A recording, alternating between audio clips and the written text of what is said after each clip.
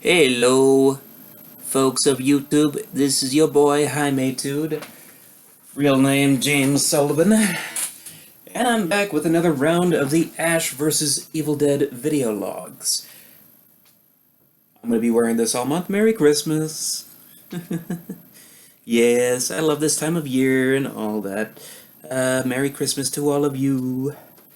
So here we have the most recent episode, episode 6, and I apologize for being late on this one. I tried to get to it as soon as possible. It's just, stuff gets in the way. Yeah, the Killer of Killers. In this particular episode, we have Ash coming fresh off of his acid trip with the Brujo in the last episode. And he says, okay, I think I know what I need to do next. I need to go back to the cabin. Oh boy, he's gone back to the cabin from the original movies. Whoop-de-doo! I kind of look forward to seeing what happens when he tries to do that. And, this episode does not feature them making any headway on getting back to the cabin. No, this features them mainly going to a restaurant, getting some food, and trying to get out of there. That's the premise of the episode, is that they grab some dine and dash and have trouble dashing. Because, of course, the Deadites had to catch up with them. We learn a few new things in this episode. For one, Pablo has this medallion that his uncle gave them, and it seems to, I don't know. It's got this very odd connection. There's one scene where he's hanging around in Ash's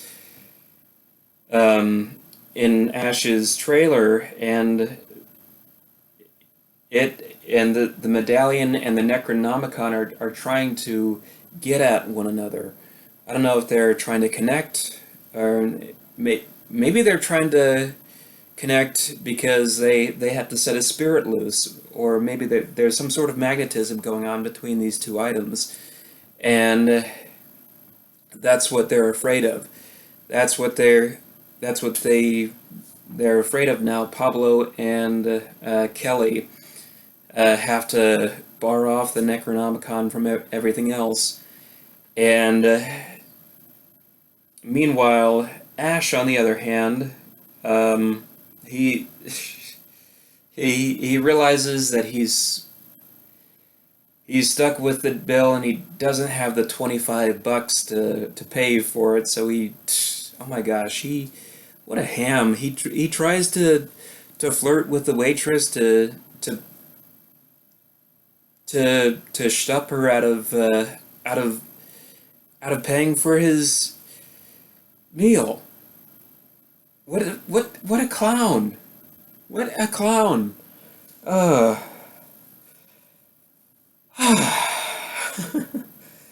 So yeah, there are some things that are newly learned here. Is the plot is not coming to a complete standstill or anything. We finally have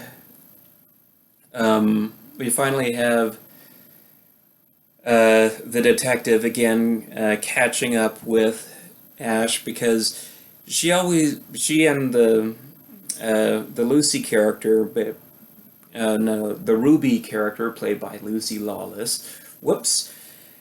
They seem to be always one step behind on Ash when they're trying to track him. But something happened with Ruby in the beginning of this episode. So it's not a dead giveaway or anything, but she might be dead. Just saying. They get attacked by a Deadite, which comes out of a pillar of fire, like it's the Terminator, and yeah, the the special effects are good for television here, but they're not exactly feature film grade. I'll give it a pass because it's Evil Dead. They're you can't watch these movies and be picky about the special effects, even if it's CGI. Um, One of this Deadite comes, attacks her and the detective, and something weird happened. First off, the the Deadite calls her a traitor, so you have to wonder. Okay, we don't know everything about this character. We know that she's on a revenge quest to get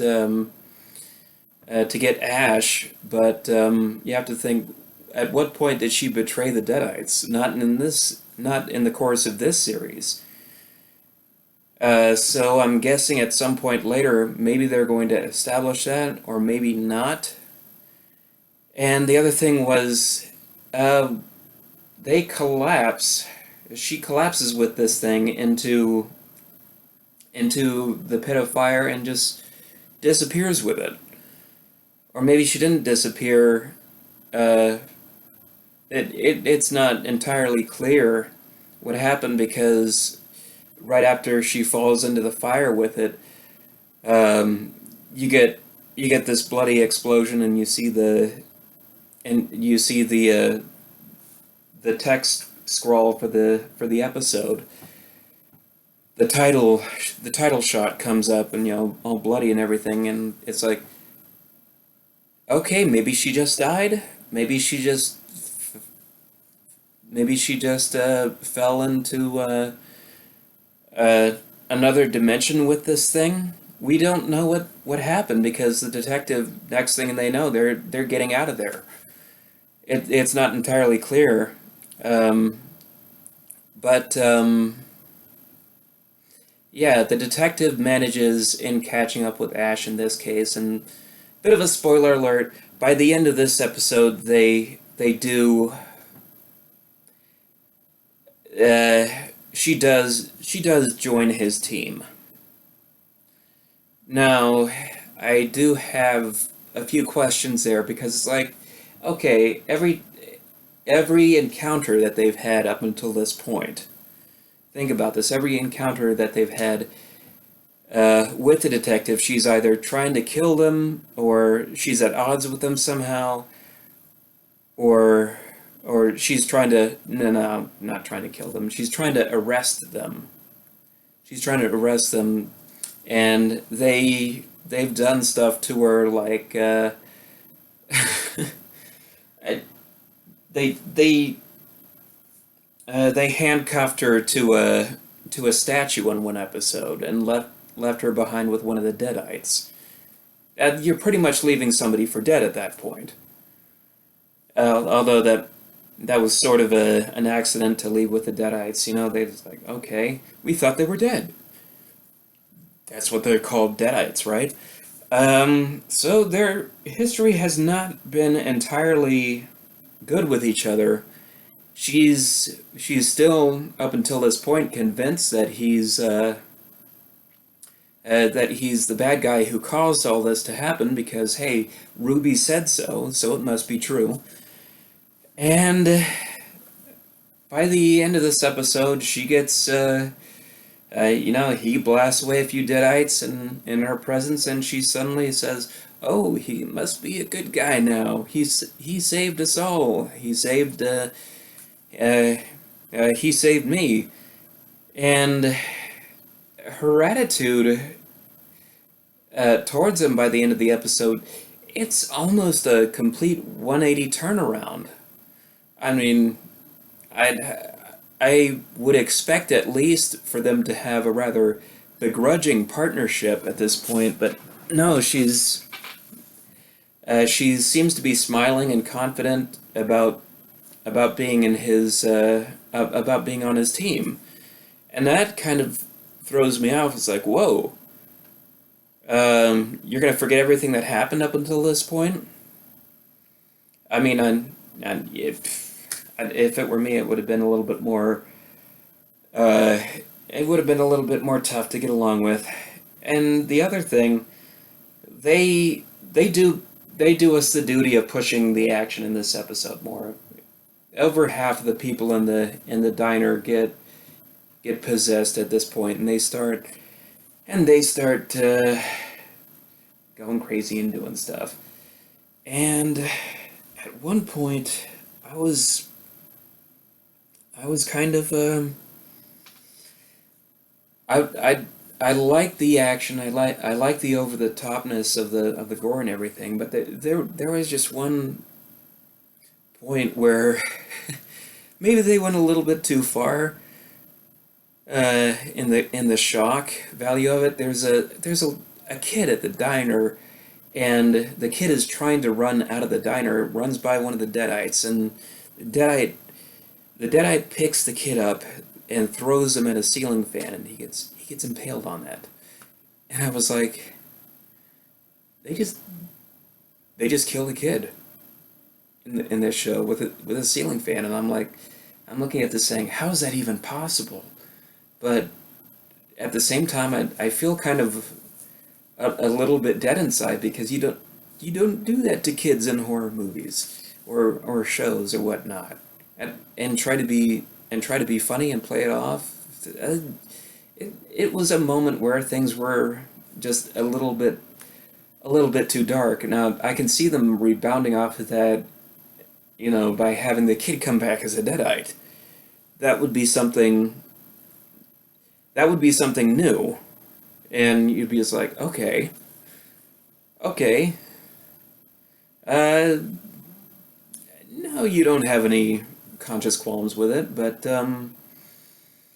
no, it goes straight for that taboo that you don't do in horror films or series for that matter, and well, it it just sort of gives me a feeling of in the end, I don't know, the shows this episode is it's got some important plot points, but as far as the execution of it all, and the enjoyment, it was a slight step down from before. So I'm running out I'm running out of voice. Anyway, that's my thoughts on this episode, and next up we have episode 7. I don't know what's going to happen there. I haven't even watched any spoilers for that, but I'll let you guys know my thoughts on that when it happens. All right, well, thank you for watching. If you enjoy this, hit the like button down below, and ciao for now.